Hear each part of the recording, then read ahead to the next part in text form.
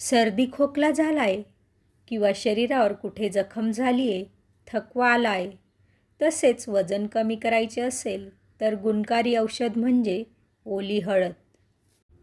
नमस्कार, स्मितास क्लाउड किचनमध्ये तुमचे खूप खूप मनापासून स्वागत आहे. आज ओल्या हळदीचे फायदे आपण जाणून घेणार आहोत. चॅनलवर नवीन असाल तर सबस्क्राईब करून बेल आयकॉन प्रेस करायला विसरू नका.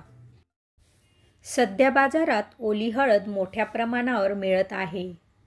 हळद पावडरपेक्षा कच्ची हळद आरोग्यासाठी अधिक फायदेशीर असते.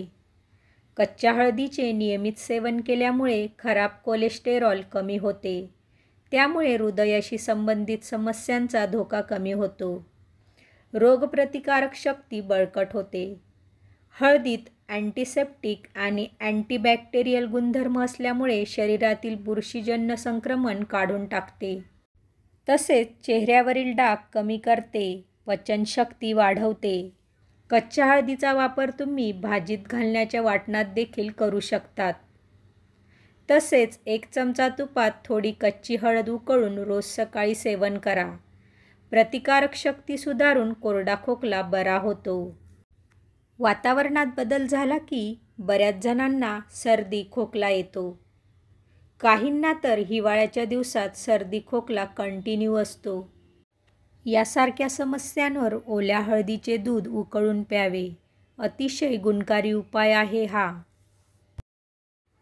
गॅस ऑन करून स्वच्छ धुतलेली पातेली ठेवून घ्या. त्यात आपल्या आवडीनुसार दूध टाकून घ्यायचं आहे. या दुधात ओली हळद किसून टाकून घ्यायची आहे.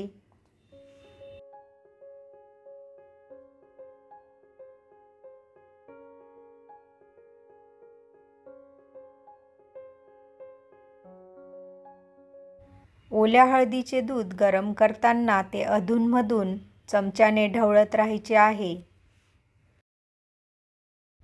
दूध उकळून वर आले की गॅस लगेच बंद न करता मंद करून घ्यायचा आहे आणि अगदी मंद आचेवर 2 मिनिटं हे दूध असेच उकळू द्यायचे आहे.